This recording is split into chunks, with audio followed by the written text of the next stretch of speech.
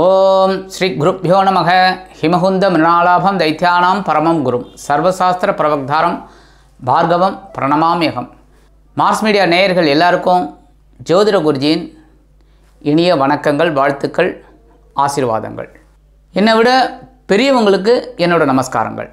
இப்போ இந்த பதிவில் நம்ம என்ன பார்க்க போகிறோம் அப்படின்னா, சுக்கிர பகவானின் பெயர்ச்சி. இந்த சுக்கிர பகவான் அற்புதம், சுபகாரகன். அவரும் சுபத்துவம் நிறைந்தவர். குரு சுக்கிரன் ரெண்டு பேருமே சுபம், அசுபர்னு சொல்லக்கூடாது, சுபர் தான். அந்த வகையில் இந்த சுக்கிர பகவான் இந்த உலகத்தில் இருக்கிற அத்தனை ஜீவராசிகளுக்கும் ஒரு சந்தோஷத்தை கொடுக்குறவர், ஒரு மகிழ்ச்சியை கொடுக்குறவர். எல்லாருக்குமே பார்த்திங்கன்னா எவ்வளோ பிரச்சனைகள், எவ்வளோ கஷ்டங்கள், எவ்வளோ சிரமங்கள், வாழ்க்கையை தள்ளுறதே பெரிய விஷயம். அப்படி இருக்குது.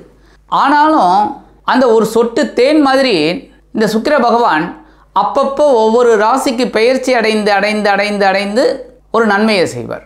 சில நேரங்களில் தான் சில குழப்பங்கள் கொடுப்பார். அதுவும் எப்படின்னா ஒரு 3 இடத்துல தான் அந்த மாதிரி. மற்ற இடத்துலலாம் அவர் ரொம்ப அற்புதமான ஒரு சந்தோஷத்தை தான் கொடுப்பார்.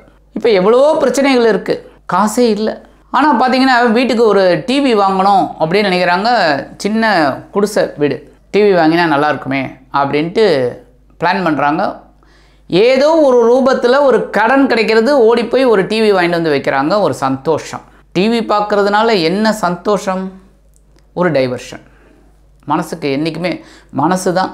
அதுக்காக தான் லக்னம், ராசி இதெல்லாம் பற்றி உங்களுக்கு ஒரு தெளிவான ஒரு பாதையை கொடுத்து, ஒரு கர்மா, அந்த கர்மாவை எப்படி நீக்கணும் அப்படிங்கிறத பற்றியெல்லாம் உங்களுக்கு ஒரு தனி பதிவே சொல்கிறேன். அந்த வகையில் இந்த சுக்கிர பகவான் ஒரு சந்தோஷத்தை கொடுத்துட்டே இருக்கார் எல்லாருக்கும். அந்த வகையில் இந்த சுக்கிர பகவான் இதுவரைக்கும் பார்த்திங்கன்னா மிதுன ராசியான புத பகவானின் இல்லத்தில் அவர் சஞ்சாரம் பண்ணிட்டு இருந்தார். இப்பொழுது 7/7/2024 முதல் 31/7/2024 வரைக்கும் இந்த சுக்கிர பகவான் கடக ராசியில் பிரயாணம் பண்ண போகிறார். கடக ராசி சந்திரனோட இடம். எப்போவுமே நம்ம சந்திரனுக்கும் சுக்கிரனுக்கும் ஆகுமா, சந்திரனுக்கும் சூரியனுக்கும் ஆகுமா, இப்படி நம்ம கணக்கு பண்ணுறதை விட சந்திரன் அப்படிங்கும்போது இந்த சந்திர பகவான் தாயுள்ளம் கொண்டவர். சந்திரனுக்கு எல்லா இடமுமே நட்பு தான், பகையே கிடையாது. மற்றபடி அதேமாதிரி சுக்கிர பகவான் பார்த்திங்கன்னா சூரியனுக்கு தான் பகை.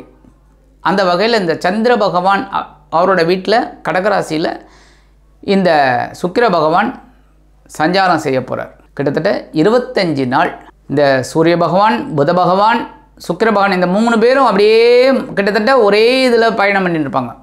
ஒரே ராசியில் சில நேரங்களில் வருவாங்க. சில நேரங்களில் சுக்கிர பகவான் அடுத்த ராசிக்கு போவார், புத பகவான் அடுத்த ராசிக்கு போவார், புதன் முன்னாடி போவார். இதெல்லாம் சகஜம். ஆனாலும் பார்த்திங்கன்னா ஒரு 3 இடத்துக்குள்ளே தான் இருப்பாங்க. நீங்கள் அதை வச்சே ஜாதகம் உண்மையாக பொய்யான்னு நீங்கள் ஈஸியாக கண்டுபிடிச்சிடலாம். ஜாதகம் பொய்யா உண்மையாங்கிறது ஈஸியாக நீங்கள் கண்டுபிடிச்சிடலாம். ஒரு ஜாதகத்தை எடுத்திங்கன்னா சூரியன், புதன், சுக்கிரன் இந்த 3 பேரும் கிட்டத்தட்ட ஒரே ராசியில் இருப்பாங்க, இல்லைன்னா முன்ன பின்ன இருப்பாங்க. அவ்வளோதான். இந்த மாதிரி இருந்தால் அந்த ஜாதகம் கரெக்ட். ஏன்னா சூரியனை ஒட்டி தான் இந்த புதன் வருவார், சுக்கிரன் வருவார். வேக வேகமாக போகக்கூடியவர் சந்திர பகவான். அதை வச்சு தான் தினப்பலன் சொல்கிறது. ஏன்னா நம்ம மனசு அப்பப்போ மாறிட்டு இருக்கும். இந்த சுக்கிர பகவான் இப்போ கடகராசியில் 25 நாட்கள் அற்புதமாக சஞ்சாரம் பண்ண போகிறார். இந்த கடகராசிங்கிறது காலபுருஷ தத்துவத்தின்படி 4வது இடம். 4வது இடம் அப்படின்னாலே சுகம். சுகம், அந்த சொத்துக்கள், தாயார் வழி, தாய் வழி உறவினர்கள் எல்லாத்துக்கும் அதான். அந்த வகையில் இந்த 4ஆம் இடமாகிய சுகஸ்தானத்தில் இந்த சுக்கிர பகவான் அற்புதமாக பிரயாணம் பண்ண போகிறார். அந்த வகையில் 25 நாட்கள் பயணம் பண்ணக்கூடிய சுக்கிர பகவான் ஒவ்வொரு ராசிக்கும் என்னென்ன பலாபலன்களை கொடுக்க போகிறாருங்கிறத பற்றி நம்ம இப்போ தெளிவாக பார்ப்போம். அதுக்கு முன்னாடி சப்ஸ்கிரைப் பண்ண அத்தனை உள்ளங்களுக்கும் எங்களது நன்றிகள். அதுக்கப்புறம் நீங்கள் இந்த வீடியோவை உங்கள் ராசி எந்த ராசியானாலும் இருக்கட்டும், மேஷம் முதல் மீனம் யாது வேணாலும் இருக்கட்டும், ஃபுல்லாக பாருங்கள். உங்களோட கருத்துக்களை சொல்லுங்கள், லைக் பண்ணுங்கள், கமெண்ட் பண்ணுங்கள். லைக் நிறையா பேர் கொடுக்கணும். அப்போ தான் எங்களுக்கு ஒரு உத்வேகம் கிடைக்கும். இன்னும் நிறையா பண்ணணும், இன்னும் நிறையா பண்ணணும் அப்படிங்கிற ஒரு எண்ணம் எங்களுக்கு வந்துக்கிட்டே இருக்கும். நிறைய இன்னும் கொடுக்க போகிறோம். உங்களுக்கு ஷார்ட்ஸும் பார்த்திங்கன்னா நிறையா கொடுக்க போகிறோம். அதில் வச்சே நீங்கள் உங்கள் ஜாதகத்தை நீங்களே பார்த்துக்கலாம். எல்லாமே பார்த்து இதெல்லாம் இருக்கா அதெல்லாம் இருக்கான்னு நீங்கள் பார்த்துக்கலாம். அப்போ உங்களுக்கு நிறைய விஷயங்கள் உங்களுக்கு கிடைக்கும். அதேமாரி இன்னொரு நல்ல செய்தி உங்களுக்கு சொல்ல போகிறோம்.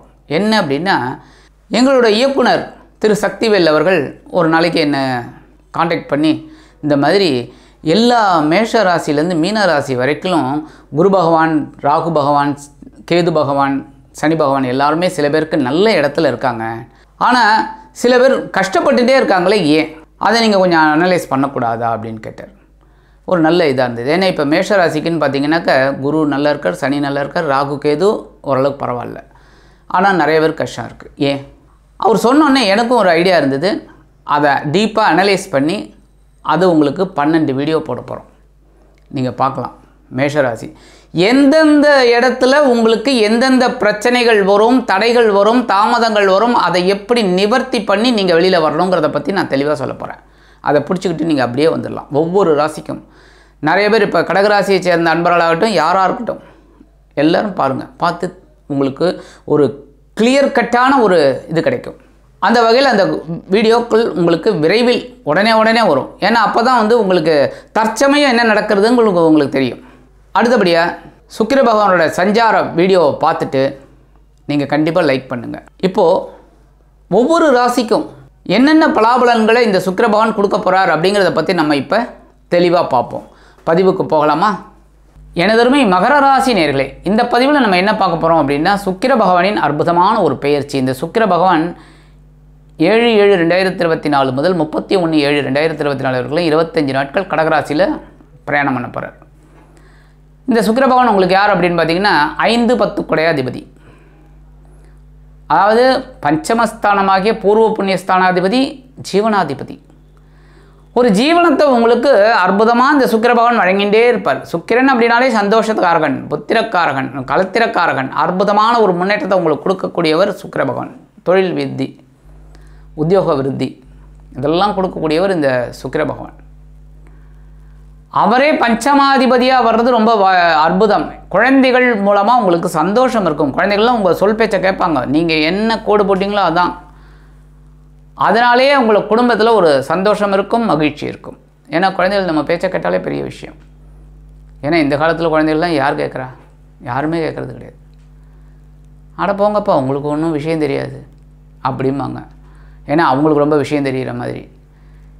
இந்த அப்பாங்கிறவர் அதையும் தாண்டி தான் வந்திருக்காருன்னு தெரியாது. ஏன்னா இந்த பையன் அப்பாவாகும்போது தெரியும். ஆக குழந்தைகள் சந்தோஷமாக உங்கள் பேச்சை கேட்டு நடக்கும்போது உங்களுக்கு ரொம்ப சந்தோஷம் ஜாஸ்தியாகவே இருக்கும். அந்த வகையில் இது வரைக்கும் உங்களுக்கு பகைரோன ரோகஸ்தானமாக 6ஆம் இடத்துல இருந்தார். 6ஆம் இடத்துல இருக்கும்போது உத்தியோகத்தில் பரபரப்பாக இருந்தீங்க. வேலை பளு நிறையா இருந்தது. தொழில் வியாபாரத்துலையும் வேலை பளு, நேரத்துக்கு சாப்பிட முடியல, உடம்பும் அப்படி இப்படி பண்ணிட்டு இருந்து, சில நேரங்களில் எதிர்பாராத ஒரு மருத்துவ செலவுக்கும் வந்திருக்கு வாய்ப்புகள். ஆனால் குரு பகவான் உங்களுக்கு இப்போ ஃபேவராக இருக்கிறதுனால ஓரளவுக்கு பரவாயில்லை அப்படிங்கிற மாதிரி ஒரு சிச்சுவேஷன் இருந்ததுனாலும் இந்த சுக்கிர பகவான் 6ஆம் இடத்துல இருந்துட்டு சில வேலைகளை செஞ்சார். சில பேருக்கு கடன் வாங்கக்கூடிய ஒரு சூழலும் ஏற்பட்டிருக்கு. ஏன்னா ஏதாவது ஒன்று வாங்கணும் அப்படிங்கும்போது கையில் காசு இல்லை அப்படின்னா கடன் வாங்கி தானே ஆகணும். ஏன்னா எல்லாமே கடனில் தானே இருக்கும். நாடே கடனில் இருக்கும்போது நமக்கு மட்டும் என்ன? ஆக கடன் சுமையும் ஏறி இருக்கும். அந்த வகையில் இது வரைக்கும் பகைரோன ரோகஸ்தானமாகிய 6ஆம் இடத்துல இருந்த சுக்கிர பகவான் இப்போ கலத்திரஸ்தானமாகிய 7ஆம் இடத்துக்கு வரும்போது கொஞ்சம் பரவாயில்லை. இதை விட அது பரவாயில்லைங்கிற மாதிரி, அதாவது something is better then nothing. ஒன்றுமே இல்லைங்கிறதுக்கு ஏதோ பரவாயில்லைங்கிற மாதிரி போயிட்டு இருக்கு. அப்படி இருக்கும். இப்போ வாழ்க்கை துணையோட உடல் ஆரோக்கியத்தில் கொஞ்சம் அக்கறை எடுத்துக்கோங்க. நண்பர்கள்ட்ட தேவையில்லாத வாக்குவாதம் வேண்டாம். அதேமாதிரி நண்பர்கள் ஏதாவது உடம்புட முடியல அப்படின்னா அவங்களுக்கு கொஞ்சம் ஹெல்ப் பண்ணுங்கள். தொழில் வியாபாரம் அப்படின்னா கூட்டாளிகளை கொஞ்சம் அனுசரித்து போகிறது நல்லது. அது யாராக இருந்தாலும் கூட்டாளிகள் அப்படிங்கும்போதே அது சகோதர சகோதரியாக இருக்கட்டும், இல்லை நண்பர்களாக இருக்கட்டும், இல்லை உங்கள் கூட்டாளிகள் யாராக இருந்தாலுமே பார்ட்னர்ஸ் தான் யாராக இருந்தாலுமே அவங்கள கொஞ்சம் அனுசரித்து போகிறது நல்லது. 7/7/2024 முதல் 9/7/2024 வரைக்கும் 3/12 கூடிய அதிபதி குரு பகவானின் புனர்பூச நட்சத்திர காலில் இந்த சுக்கிர பகவான் பிரயாணம் பண்ண போகிறார். 3 நாள் 7, 8, 9. ஏன்னா புனர்பூசம் 4 பாதம் தான். அந்த 4வது பாதம் மட்டும்தான் கடகத்தில் இருக்குது. உடைபட்ட நட்சத்திரம். இந்த 3 நாளில் பெரிய அளவில் பெரிய மாற்றங்கள் இருக்காதுனாலும் ஆசிட்டிஸ் அப்படியே போயிட்டு இருக்கும். கவலைப்பட வேணாம். உடன்பிறப்புகள் மூலமாக குழப்பம் இருந்ததுன்னா குழப்பம் இருக்கும், சந்தோஷம் இருந்ததுன்னா சந்தோஷம் இருக்கும், அப்படியே இருக்கும். ஆனால் செலவுகள் இருக்குது. உடன்பிறப்புகளின் மூலம் இளைய உடன்பிறப்புகள் கண்டிப்பாக ஒரு டென்ஷனில் இருப்பாங்க. அவங்க மூலமாக செலவுகள் இருக்கும். சுபகாரிய செலவுகள் கூட இருக்கலாம். 10/7/2024 முதல் 20/7/2024 வரைக்கும் ராசிநாதனம் தனவாக்கு குடும்பஸ்தானாதிபதியுமான சனீஸ்வர பகவானின் பூச நட்சத்திர காலில் இந்த சுக்கிர பகவான் பிரயாணம் பண்ண போகிறார். சனியும் சுக்கிரனும் நட்பு தான். அதனால் உங்களுக்கு இந்த நாட்கள் பார்த்திங்கன்னா ஓரளவுக்கு தெளிவுங்கிற மாதிரி இருக்கும். வாழ்க்கை துணை பரவாயில்லை, எடுக்கிற காரியங்கள் ஓரளவுக்கு சிறப்பாக இருக்கும். ஆனால் இந்த காலகட்டத்தில் கடன் வாங்கக்கூடிய ஒரு சூழலும் இருக்கும். சப்போஸ் கடனே இல்லை அப்படின்னா கடன் வாங்கக்கூடிய ஒரு சூழல், கடன் கொஞ்சம் இருக்குன்னா அந்த கடனை அடைக்கிறதுக்கு ஒரு கடன் வாங்குற மாதிரி கூட வரும். ஏன்னா அவங்களுக்கு ஏதாவது ஒரு சிச்சுவேஷன் கொஞ்சம் ரிட்டர்ன் பண்ணால் நல்லா இருக்குமேப்பா அப்படின்னு இருப்பாங்க. சரி என்ன பண்ணுறது, உங்ககிட்ட இப்போ கடனை திருப்பி செலுத்தக்கூடிய ஒரு இது இல்லை, அப்போ இன்னொரு கடன் வாங்கி அந்த கடனை அடைப்பீங்க. சில பேருக்கு சில நேரங்களில் சில நன்மைகளையும் எதிர்பார்க்கலாம். ஏன்னா இந்த ராசிநாதன் தனவாக்கு குடும்பஸ்தானாதிபதி அப்படிங்கும்போது தனவரவு அப்படி இப்படி தான் இருக்கும். பொறுமையாக இருங்க. 21/7/2024 முதல் 31/7/2024 வரைக்கும் 6-9 கூடிய அதிபதி புத பகவானின் ஆயில்ய நட்சத்திர காலில் இந்த சுக்கிர பகவான் ட்ராவல் பண்ண போகிறார். 6-9, 6 நாளே பகை ருணம், 9 பாக்கியம். உங்களுக்கு பிரச்சனை எப்படி வரும் அப்படின்னா, சில நேரங்களில் எதிர்பாராத ஒரு டென்ஷன் வரும், ஏதாவது ஒரு ரூபத்தில். முக்கியமாக குடும்பத்தில் தான் வரும். தந்தையார், தந்தை வாரி உறவினர்கள், சகோதரிகள் இந்த மாதிரி தான் இருக்கும். அதனாலேயே உங்கள் உடல் ஆரோக்கியமும் கொஞ்சம் அப்படி இப்படி இருக்கும்.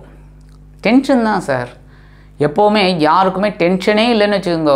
ஒரு மருந்து சாப்பிடாமல் இருக்காங்க, மாத்திரை சாப்பிடாமல் இருக்காங்க, உடம்பை கரெக்டாக மெயின்டைன் பண்ணியிருக்காங்க அப்படின்னா கண்டிப்பாக அவன் 90 வயசு தான். குறைஞ்சதுன்னா அப்போ பார்த்துங்க, அந்த மாதிரி இருக்கும். மருத்துவ செலவு இல்லைனாலே எல்லாமே நல்லாயிருக்கும். ஆனால் இப்போ எல்லாருக்குமே மருத்துவ செலவு, பிறந்த குழந்தையிலேருந்தே மருத்துவ செலவு, பிறந்த குழந்தைய கூட சுகர் இருக்கான், அந்த மாதிரிலாம் இருக்குது. இப்போ டயபெட்டிஸ் வந்து ஒரு 40 வயசுக்கு மேலே வந்தது, 50 வயசுக்கு மேலே வந்தது, பரம்பரை அப்படின்னு சொல்லி ஏதோ வந்தது. இப்போ அப்படிலாம் கிடையாது. பரம்பரை இல்லையோ டயபெட்டிஸ் எல்லாருமே, யார் செக் பண்ணிங்கனாலும் டயபெட்டிஸ், அவ்வளோதான். ஆக அப்படி தான் இருக்குது. ஏன்னா டென்ஷன். அந்த புத பகவானின் ஆயில்ய நட்சத்திர காலில் சஞ்சாரம் பண்ணும்போது இப்போ உங்களுக்கு ஓரளவுக்கு சின்ன ஒரு தெளிவு கிடைக்கும். ஏன்னா ஆயில்யமும் உடைபடாத நட்சத்திரம், 4 பாதம். ஸோ சுக்கிர பகவான் ஒரு பெரிய அளவில் இருப்பார், ஒரு 10-11 நாள். அப்போ நீங்கள் என்ன பண்ணணும் அப்படின்னா, ஒவ்வொரு விஷயத்துலையும் உங்களோட அறிவை யூஸ் பண்ணணும். பொறுமையாக எல்லாத்தையும் ஹேண்டில் பண்ணிங்கன்னா நல்லது. சரி, பரிகாரமாக என்ன பண்ணணும் அப்படின்னா, ஓம் நமோ நாராயணா 108 தடவை எழுதுங்கோ. முடியலையா, டைம் இல்லையா, சொல்லுங்கோ. ஒரு துளசி மாலை வாங்கிக்கோங்க. 54 இருக்கும், 108 பெருசாக இருக்கும், அதனால் சில பேர் இது பண்ண மாட்டேன். வேணுன்னா எடுத்துக்கலாம், ஒன்றும் பிரச்சனை இல்லை. 54 கண்டிப்பாக கிடைக்கும். 54 வாங்கி 2 தடவை 108 தடவை சொல்லுங்க. அப்போ உங்களோட பிரச்சனைகள் குறையறதுக்கு ஒரு வாய்ப்புகள் கண்டிப்பாக கிடைக்கும்.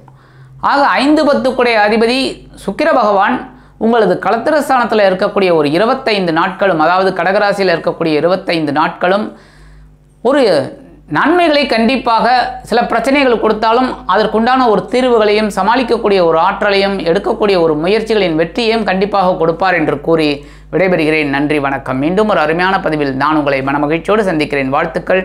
வாழ்க வளமுடன்.